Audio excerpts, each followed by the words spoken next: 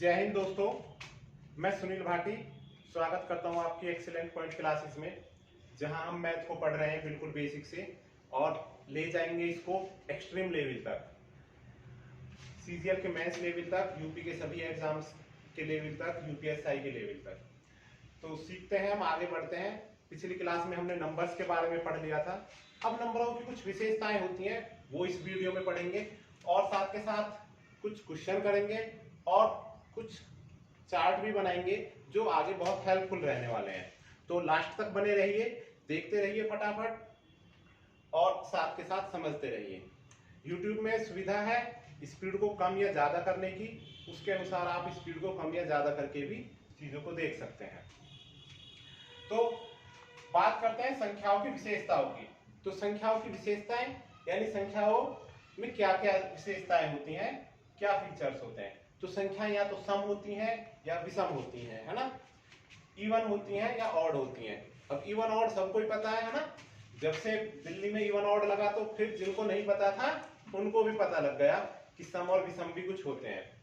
तो सम क्या होते हैं और विषम क्या होते हैं सभी को अच्छे से पता है, लेकिन क्वेश्चनों में किस तरह से फंसाते हैं वो भी यहाँ हम समझते चलेंगे। तो सम सभी को पता है, नो डाउट कि सम होते हैं हमारे जो 2 से कट जाते हैं। 2, 4, 6, 8, 10, 12, ठीक है, ये सभी क्या है, हमारी सम संख्याएं हैं। तो सबसे छोटी सम संख्या क्या हो गई, 2। हमने 2 से स्टार्ट किया और जहां तक भी हम लिखें। अब देखेंगे एक विशेषता क्या है कि 1 के गैप पर है, हर बार 2 जुड़ने पर आया है। तो 2 के बाद 4, 6, 8, 10 यानी लगातार अगर हम सम संख्याएं कहेंगे तो उनके बीच कितने का अंतर होगा, 1-1 का अंतर होगा, यानी एक समांतर श्रेणी में चलेंगी चीजें। अब विषम क्या होती हैं, विषम देख लेते हैं। जो 2 से ना कटे वो विषम होती हैं, जैसे 1, 3, 5, 7, 9, 11, ये हो गई हमारी विषम। तो हमने सम भी देखी और विषम भी देखी, लेकिन हमें आगे कैसे काम आएंगी वो समझना है। तो यहां पर यदि क्वेश्चन आता है कि आपकी 5वीं विषम संख्या कौन सी है, तो हमने गिना है 1, 2, 3, 4, 5। कौन सी है 5वीं विषम संख्या, 10। तो देखें सीधा सा 5 दूनी 10। तो जब भी आपकी विषम संख्या पूछे क्या कहे, nवीं विषम संख्या, सॉरी nवीं सम संख्या, सम संख्या, nth इवन नंबर क्या होगा, ये होगा हमारा 2n, याद रखना है। nवीं विषम संख्या क्या होगी, 2n।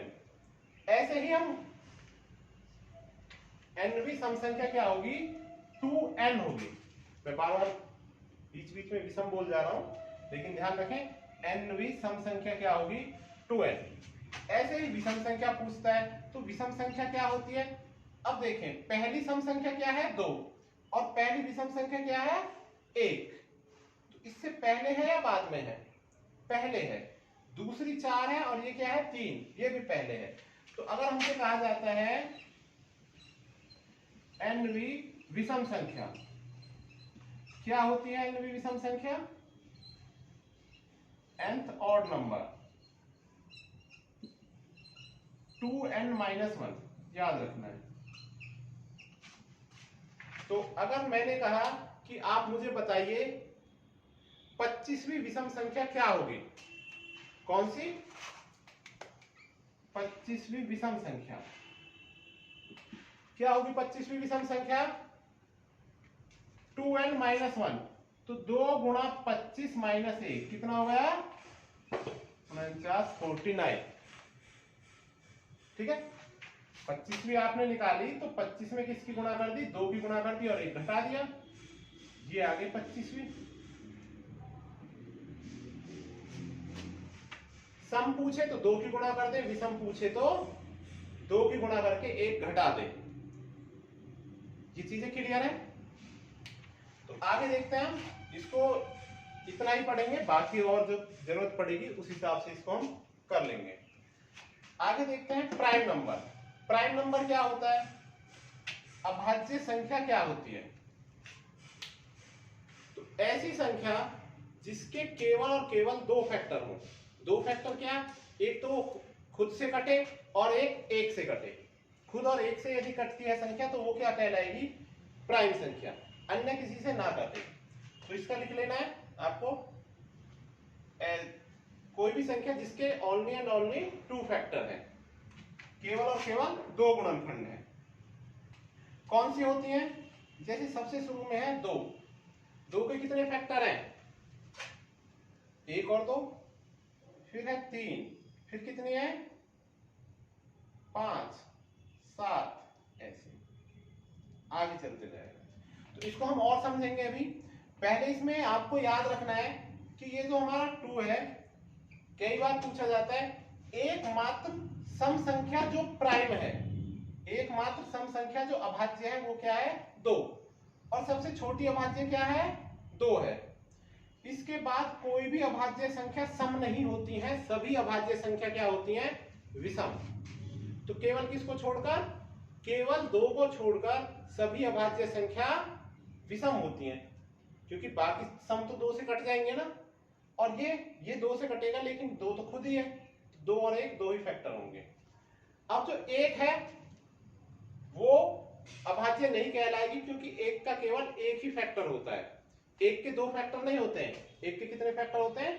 केवल 1। अब ये जो अभाज्य संख्या है, हमने देखा सबसे छोटी अभाज्य संख्या थी हमारी 2, 2 के बाद थी, तो आप इनको लिखते चलेंगे क्योंकि काम आने वाली है। 2 है, 3 है, 4,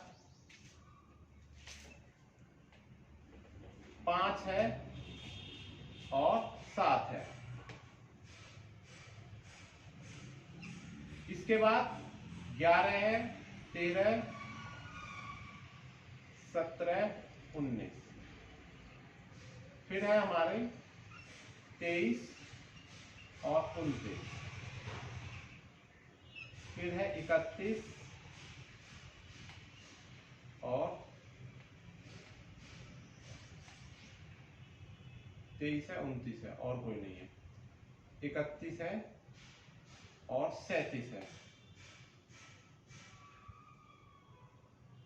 और फिर है 41 है, 43 है और 47 है। तो ये टेबल है जो आपको बना लेनी है। अभी देखिए मैंने यहाँ तक 50 तक ये कंप्लीट कर दी है। ये था हमारा 0 से लेकर 10 तक, फिर 10 से लेकर 20 तक, 20 से लेकर 30 तक, 30 से लेकर 40 तक और 40 से 50 तक। यहाँ कितनी संख्याएं आई? 4, यहाँ भी 4, यहाँ भी 4, 2, यहाँ भी 2 और यहाँ 3। अभी तक टोटल कितनी हो गई हमारी? 15। तो ये टोटल कितने आ गए? ये टोटल हमारी अभी तक 15 आ गई है 50 तक। अब ये टेबल आपको आगे पूरी करनी है 100 तक। और आगे ध्यान रखें, आगे 10 संख्याएं और आएंगी। जब आप इसको पूरा करेंगे तो केवल 10 संख्याएं और आएंगी। ये पूरी करनी इसलिए जरूरी है कि जिससे हमें आसानी से याद रहे कौन सी विषम संख्या है। ऐसा नहीं कि हमको हर बार भाग देनी पड़े। और 2 को आपको मार्क कर लेना है कि ये क्या है? सबसे छोटी है और एकमात्र इवन नंबर है जो प्राइम भी है। तो उम्मीद है आप इस टेबल को पूरा करेंगे। ये काफी हेल्पफुल रहेगी। आपको एक काउंटिंग पता रहेगी कहां तक कितनी काउंटिंग है, इसके जरिए आसानी से। आगे देखते हैं। अगला है हमारा कंपोजिट नंबर, भाज्य संख्या। तो भाज्य क्या होती है? जिसके 2 से ज्यादा फैक्टर हो, यानी एक और खुद से तो कटे ही, किसी एक संख्या से और कटे। तो अगर बात कंपोजिट नंबर की करेंगे तो सबसे पहला कंपोजिट नंबर क्या है? 4। तो पूछ लिया जाता है सबसे छोटी भाज्य संख्या क्या है? 4। 4 के बाद 5 तो नहीं कटती है, 6 है, 7 नहीं कटेगी, 8 है, 9 है और 10 है, 12 है। आगे इसकी कोई टेबल बनाने की जरूरत नहीं है, एक छोटी संख्या याद रखनी है और फिर आगे से वो संख्याएं वो सभी संख्याएं जिसके 2 से ज्यादा फैक्टर हो। तो यही 4 विशेषताएं हैं संख्याओं की, या तो सम और विषम होती है या भाज्य और अभाज्य, यानी ये दो कैटेगरी एक साथ हैं और ये दो कैटेगरी एक साथ हैं। 1 ना तो भाज्य होती है ना अभाज्य। जो 1 है वो इसमें क्या है, अपवाद है। इस वाले फैक्टर में, इसमें तो 1 होता है। तो ये चीजें आपको ध्यान रखनी है और अच्छे से समझ लेनी है। मिलते हैं अगली क्लास में, तब तक के लिए जय हिंद। ऐसे ही बने रहिए और ज्यादा से ज्यादा शेयर करते रहिए। Thank you very much.